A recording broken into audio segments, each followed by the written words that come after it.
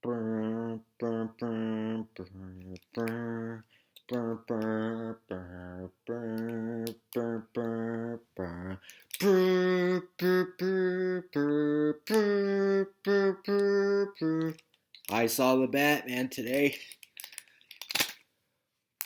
Yep, I'm opening night, and I'm finally gonna talk about the Batman. Yeah, I went to this fan first event, which is at the Cinemark Theater. So let's dive into it. So the plot of this movie is it takes place during Batman's second year as a vigilante. So Batman, played by Robert Pattinson, is finds out about this serial killer called who's the Riddler, played by Paul Dano, and who live streams all his murders, and he leaves clues for everything, for all his crimes. So he has to take down the Riddler while interrogating some other people like the Penguin and Catwoman. So Batman has to stop the Riddler and save the day. This movie is like the Batman movie we've all been waiting for. Like this movie absolutely destroyed Nolan's movies. Like this is what a Batman movie should be. It's a gritty, stylish noir film, but still having, comic book action. So it's really good. It's great to see a Batman movie finally focus on detective work, which thank you. Like he's not called the world's greatest detective for nothing. And and they still have some action in it. So see, you can make a more detective mystery story while still having some action. It's not hard, and the movie really balances it out great. And I know, like when this came out, there was a controversy about how years when Robert Pattinson was cast, people thought he was going to be a terrible Batman. And I confess, I was one of them. Because I didn't know he did anything else besides Twilight. I didn't even realize he was in Harry Potter, but then I really warmed up to him really quickly, and his performance is great.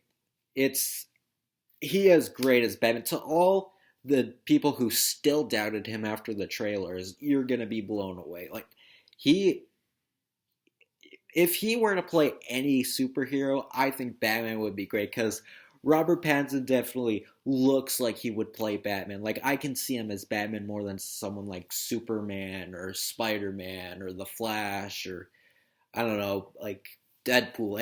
Any of those, like Robert Pattinson would fit. Like, but he fits here because he's not a like Robert Pattinson. Like he's not the best looking guy, but like he looks really gloomy, and he's kind of got the big eyebrows, and he looks in every movie he kind of looks a little dreary. So that really fits with Batman, and he's kind of got a big manly jawline. So he definitely fits with a character like Batman, and he's great. Like he even has the voice down. He doesn't growl it like Bale. No, he sounds great. Like in the trailers, I'm vengeance. Like he really nails the voice, and you definitely buy him as Batman, and all the action scenes he does really well, and you always forget that this is the guy from Twilight. Like he's just that good, and the suit is great. Like I love how the suit looks. Like it's very armor like, and like even the bat symbol, like it has pieces of a gun together, which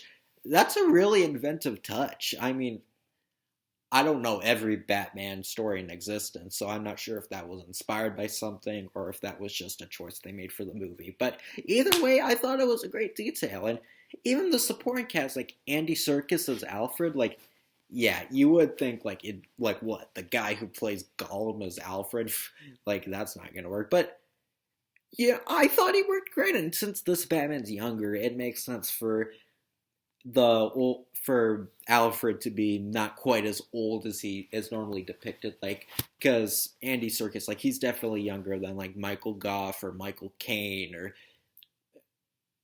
I guess maybe to an extent Jeremy Irons. I don't know how old he is. I don't know if Andy Serkis is younger, but like he does really well. Like and just like Robert Pattinson, you forget it's the guy who voices Gollum because he actually sounds like a normal, intelligent human being. That's how great of an actor Andy Serkis is. Like you really can't tell it's tell he played Gollum when you're watching a movie because he feels like a totally different character. And Jeffrey Wright as Jim Gorian, I thought he was pretty well cast. I thought him and Robert Pattinson really have good chemistry, and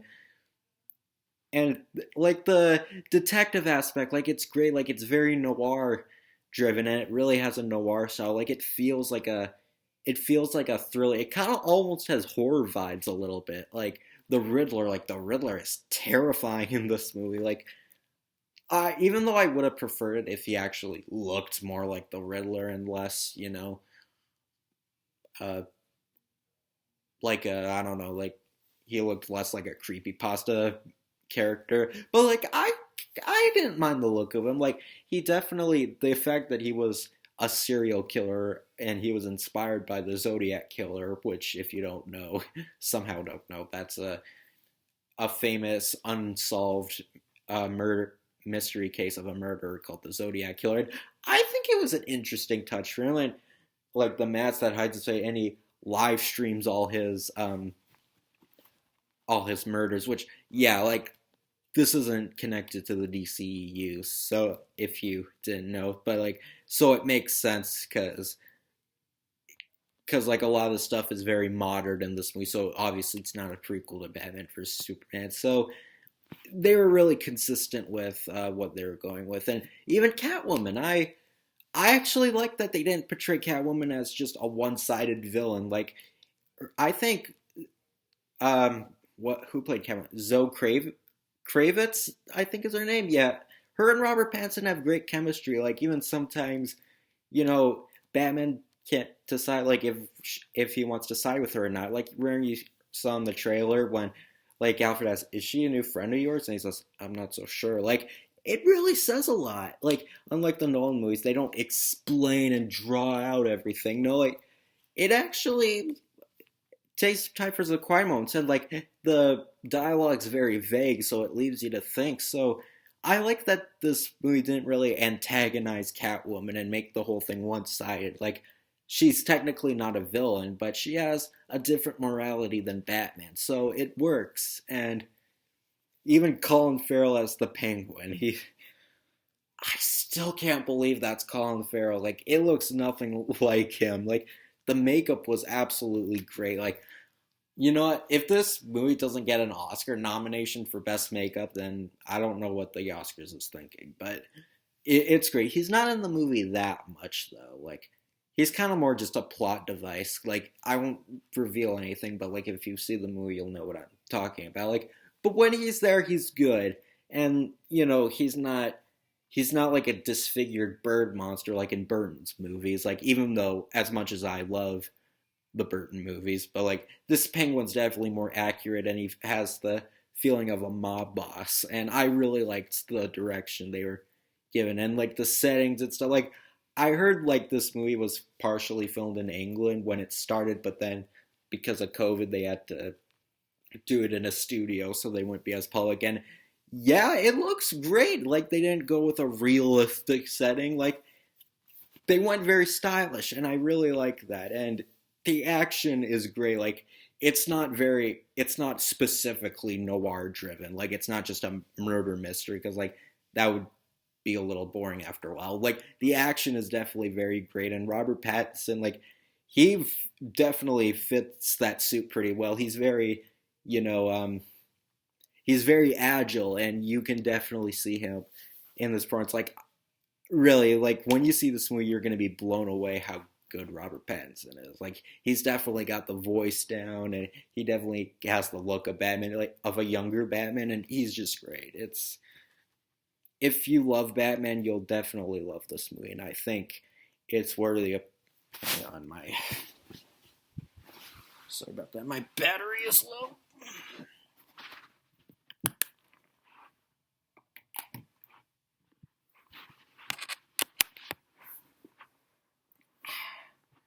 Yeah, like I was saying, Pattinson really nails this performance. I think it's done really well. And the movie, it's nearly 3 hours, but I didn't feel a thing. Like, if you really love Batman as much as I do, like, you're really going to be invested in it very quickly. And I absolutely love this movie. This was what a Batman movie should be. It was everything I hoped it would be, and as much as I'm really excited for The Flash, and it has been my most anticipated movie this year, with how much this movie impressed me, I'm not even sure if The Flash is going to top it. I wouldn't be shocked if this ended up being my favorite movie of the year, and it's just that good. So, yeah, I guess now it's time to talk about the trailers I got. Did I get anything good? Well, let's see. Okay.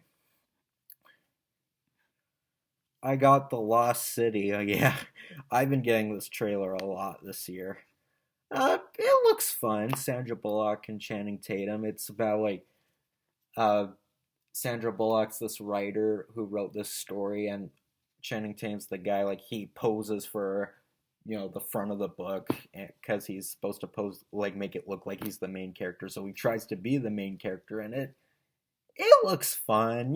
Some parts in the trailer made me chuckle, and it looks like a fun movie. I'll probably see this when it's out. Uh, I got Jurassic World Dominion.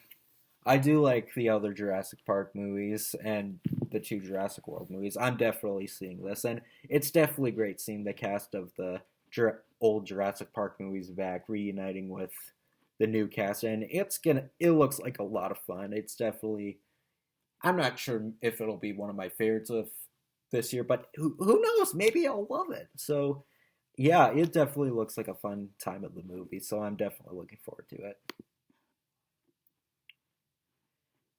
I got The Unbearable Weight of Massive Talent. I saw this trailer when I saw Moonfall recently, and this movie looks it looks amazing. It's about Nicolas Cage, where he plays a fictionalized version of himself, and like he's I don't really know what the plot is. Like he's trying to be like a real life hero, and like it and like even the tagline to the most Nicolas Cage movie to ever exist. Just from that, like say what you want about Nicolas Cage's performances. Like even though he can have a lot of really bad over the top performances, you can't deny he's a really talented actor. Like you gotta love him. So I'm sure this movie will be fun. I'm pretty sure I'll see it. I think I'll give it a shot when it's out. I'm actually quite intrigued about it. I got uh, Elvis, which it looks good. I do like a lot of Elvis Presley's music, and I do usually like biographical films, so I'm sure I'll quite enjoy this one. I got Fantastic Beasts: The Secrets of Dumbledore. Yeah, I'll definitely want to check this out because I do like Harry Potter, and I do like not Jurassic World. I already talked about it. The Fantastic Beasts movies, and I think it's I think it'll be a lot of fun, and I'm pretty intrigued of how it's going to be. So I don't know if I never read the book, so I don't know if this is the last one or if there's seven just like Harry Potter. But oh, I'm quite interested about it. And I got DC Super Pets, which is an animated movie. It's finally I actually got a trailer that isn't the teaser that revealed nothing but the cast. Uh, I'm not too sure about this one. Maybe I'll see it. Maybe I won't, but I don't know. Could be just a stream at best, but I don't know. I guess we'll see if it's any good. So that's my review of the Batman. I absolutely loved it. It was definitely everything I hoped a Batman movie would be. So see you later.